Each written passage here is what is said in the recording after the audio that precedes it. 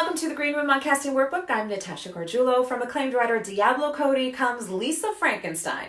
It's a horror comedy film directed by Zelda Williams about a misunderstood teenager and her handsome crush who happens to be a corpse who she's brought back to life. Now, together they embark on a journey to find happiness. There's a couple of body parts along the way, and the story takes place in the 80s, and it's something that Diablo Cody has wanted to bring to life ever since she was a teen. I have always been fascinated by the Frankenstein story. You know, when I was growing up in the 80s, there were some sort of modern takes on the Frankenstein story, like Weird Science, but they always seem to be told from the male perspective. You know, what if a man could create, you know, the perfect woman?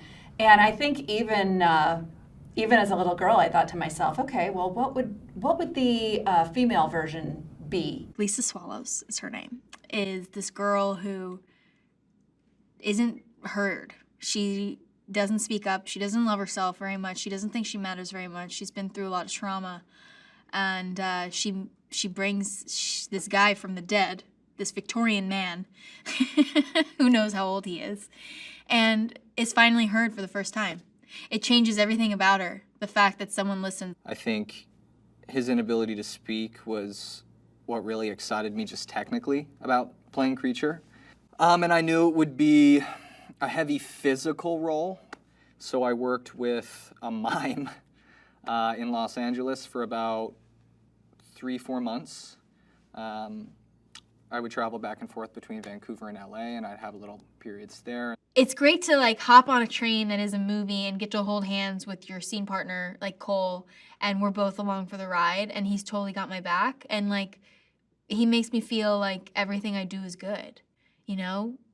Even if it's not, he makes me feel like it is. No, when you've met the right fit in terms of a director for your project. And with Zelda, I just trusted my gut, and also obviously was impressed by the ideas that you brought to the table. She knows exactly what she wants, which can be a little intimidating at first, because I think almost every actor I've met, and I know I am my own worst critic as well, if we get a scene or we get a shot by 2 to 3, 3 to 4 takes, I'll go, are you sure? And that's where the communication really comes into play. She goes, yes, absolutely, we got it.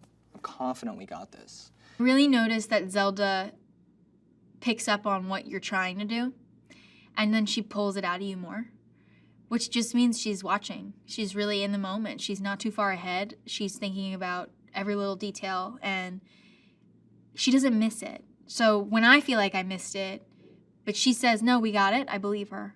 Lisa, in particular, was so specifically a woman that I would have related to at that age range, especially the conversations, because I will say there's so much, you'll read scripts and there's a lot of personality that the actors have to bring to things. Like they kind of have to invent, how do I make a fully realized character out of what otherwise feels very bland? And there's like no blandness in any of the choices of these characters. They're so fully realized on the page. So like actors, I felt like they especially really understood, even going in, the kind of person they were going to be.